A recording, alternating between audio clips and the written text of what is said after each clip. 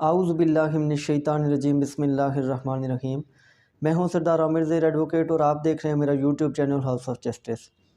Viewers, इससे पहले मेरी कुछ वीडियोस यहां पर ऐसी मौजूद हैं चैनल पर जिसमें मैंने ये बड़ी डिटेल से बताया था कि चाहे रेजिडेंशियल कोई प्रॉपर्टी है या कमर्शियल है या एग्रीकल्चर लैंड है तो उसको किस तरीके से तकसीम करवाया जा सकता है। जैसे अगर रेजिडेंशियल प्रॉपर्टी है या कमर्शियल प्रॉपर्टी है तो उसको सिविल कोर्ट के ज़रिए तकसीम करवाएंगे। इसी तरह अगर कोई एग्रीकल्चर लैंड है तो उसको हम तहसीलदार के पास एक एप्लीकेशन फ़ाइल करके तकसीम करवा सकते हैं। और एग्रीकल्चर लैंड को तकसीम करवाने के लिए जो एप्लीकेशन हम देते हैं वो लैंड रेवेन्यू एक्ट 1967 की सेक्शन 135 के तहत हम फाइल करते हैं। अब अगर हम लैंड रेवेन्यू एक्ट 1967 की सेक्शन जो 136 है उसको देखें तो उसमें कुछ ऐसी प्रॉपर्टीज़ मेंशन की गई हैं कि जिनको तकसीम नहीं किया जा सकता, जो कि नाकाबिले तकसीम हैं।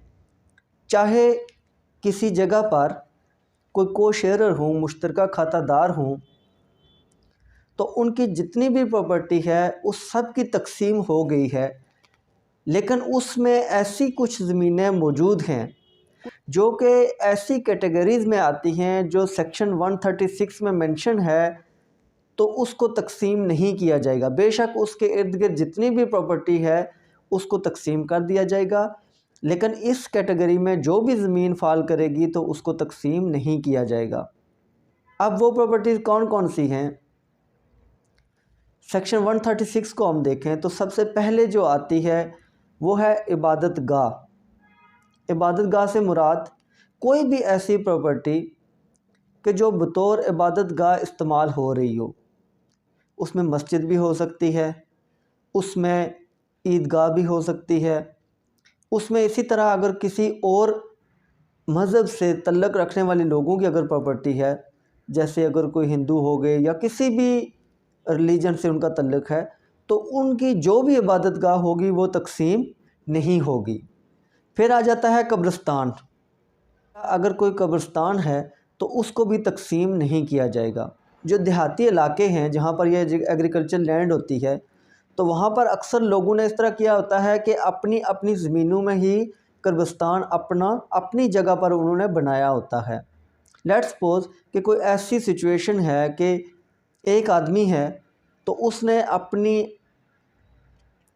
मलकीती ज़मीन में एक कब्रिस्तान बनाया हुआ है या कब्रिस्तान के लिए जगह वक्फ़ की हुई है, और उसकी अपनी फैमिली में कोई भी आदमी मरता है या इर्द गिर्द में या पड़ोसी वगैरह भी या कोई भी आदमी मरता है तो वो उसको वहाँ दफन करते हैं।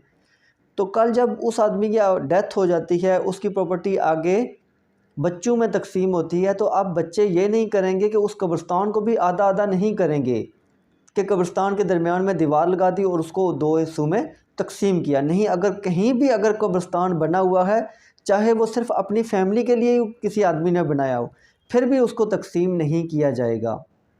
इसके अलावा पुश्ते, वाटर कोर्स, टैंक, कुएँ या पानी की स्टोरेज के लिए कोई भी और ऐसी चीज़ बनाई गई है तो उनको भी तकसीम नहीं किया जाएगा। जैसे कि अगर एक ज़मीन में कुआँ है तो वो अगर जब ज़मीन तकसीम की जा रही है तो उस कुएँ को तकसीम नहीं किया जाएगा।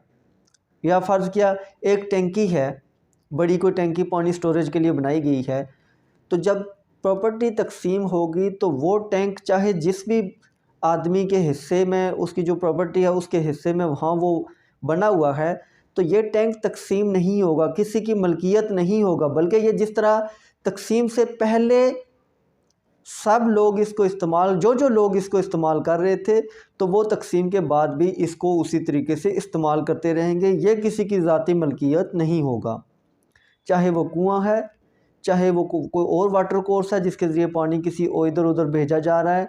तो पानी की तरसील का कोई भी ऐसा निज़ाम जो किसी ज़र्री ज़मीन में मौजूद है तो उसको तकसीम नहीं किया जाएगा। तकसीम से पहले जिस तरह जो आदमी उसको यूज़ कर रहा था, सेम उसी तरीके से तकसीम के बाद भी वही सब आदमी उसको इस्तेमाल कर सकेंगे। फिर जो चरागाहें होती हैं, कोई ऐसी ज़मीन जो चरागाह के लिए वक्फ़ कर दी गई हो, जहाँ पर लोगों के ये जो जानवर वगैरह होते हैं वहाँ जाके घास वगैरह चरते हैं। तो ये जितनी भी चरागाहें होंगी, ऐसी कोई भी ज़मीन जो इन चरागाहों के लिए वक्फ़ कर दी गई है, तो वो भी नाक़ाबिले तक़सीम है, उसको तक़सीम नहीं कर सकेंगे। इसके अलावा कुछ ऐसी ज़मीनें भी होती हैं जो गाँव वाले या टाउन वाले अपने गमी खुशी के लिए उसको वक्फ़ करते हैं।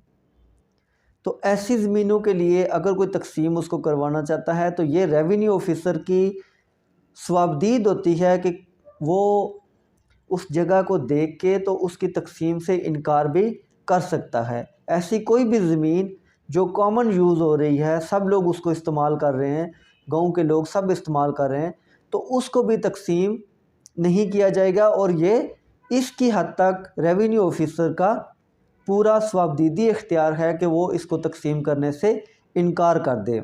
अब ये जो ज़मीनें हैं जितनी भी इस सेक्शन 136 लैंड रेवेन्यू एक्ट 1967 में दी गई हैं, तो इनको तक़सीम तो नहीं किया जा सकता, लेकिन इनकी एडमिनिस्ट्रेशन के लिए एप्लीकेशन दी जा सकती है। उसके लिए अगर हम लैंड रेवेन्यू एक्ट 1967 की सेक्शन 143 देखें, तो उस सेक्शन 143 में ये लिखा गया है कि ये जो ज़मीनें हैं जिनकी पार्टीशन नहीं हो सकती, और ये ज़मीनें जो सेक्शन 136 में मेंशन हैं, तो उनकी एडमिनिस्ट्रेशन के लिए एप्लीकेशन ज़रूर दी जा सकती है। उनके इंतज़ाम व इंसराम के लिए दरख्वास्त दी जाएगी कि हम ये इसका इंतज़ाम संभालना चाहते हैं। सिर्फ़ इस हद तक एप्लीकेशन दी जा सकती है। अदरवाइज़ कोई भी आदमी इसको प्रॉपर तक़सीम करवा के ख़ुद मालिक, अकेला मालिक नहीं बन सकता। अब ये नहीं हो सकता कि एक पानी के लिए रास्ता जा रहा है जहाँ से दूसरे लोगों की जो ज़रई ज़मीनें हैं उनको भी पानी जा रहा है, तो अब इसको तक़सीम करके उसके दरमियान में दीवार नहीं लगाई जाएगी, उसको दरमियान से तक़सीम नहीं किया जाएगा कि इसको आधा काट एक हिस्सेदार को दे दिया, आधा काट के दूसरे हिस्सेदार को दे दिया। नहीं, ऐसा नहीं होगा। ये ज़मीनें नाक़ाबिले तक़सीम है, ये किसी सूरत भी तक़सीम नहीं हो सकेंगी। इनकी सिर्फ एडमिनिस्ट्रेशन के लिए अगर कोई आदमी अप्लाई करता है तो उसको सेक्शन 143 के तहत एक दरख्वास्त देनी पड़ेगी और वो उसके एडमिनिस्ट्रेशन के लिए अप्लाई कर सकता है। अदरवाइज़ ये सारी ज़मीनें नाक़ाबिले तक़सीम है, कोई अकेला आदमी इनका मालिक नहीं बन सकता। तो व्यूअर्स, ये था आज का टॉपिक। उम्मीद है वीडियो पसंद आई होगी। अगर वीडियो पसंद आई है तो मेरे चैनल हाउस ऑफ जस्टिस को सब्सक्राइब करना ना भूलिएगा। साथ में जो बेल आइकन है उसको भी प्रेस कर दीजिए ताकि मेरे आने वाली तमाम वीडियोज़ के नोटिफिकेशन आप तक बर वक्त पहुँच सकें। इसी के साथ इजाज़त चाहूँगा। अपनी दुआओं में याद रखिएगा। फ़ी अमानिल्लाह।